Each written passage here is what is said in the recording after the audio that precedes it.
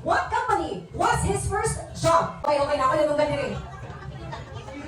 Ma'am, wala kamay na. Okay. Si Sir, ginapos niya. Sayaw lang, sayaw lang. Baka nang mali. Okay, tika ka ma'am. In 3, 2, 1. Igigil. Ika nga. Panggilan ko sa sibling.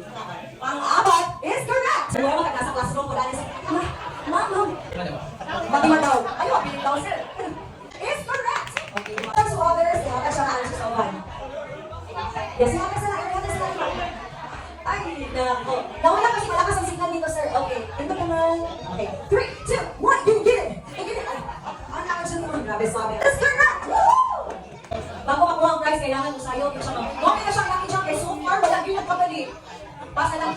Isa yung ipasa mo sayo, ma'am. Ang masayo kasi mami.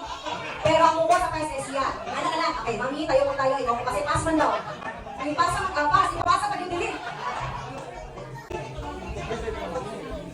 Sayo sa takin. 3, 2, 1. Welcome to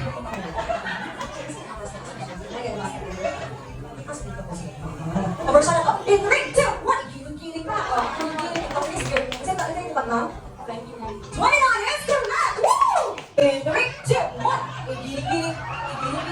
Giling mo. Nang matunawa. O, ano ba? Sir, kung saan ka ulit? Country na lang ang bisita? Sila, same ang imong sayo sa nabaluan ko. Okay. Nakasayaw pa. Ipagdala ang cellphone. Basta kung nagdala ko, ma'am. Okay, in 3, 2, 1. Giling. O, ako dapat. One step forward ba? Yung ako siya doon.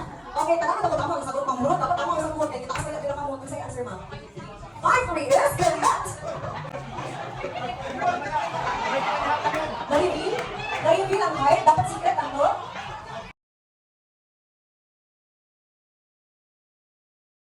Bago gihapon, sir.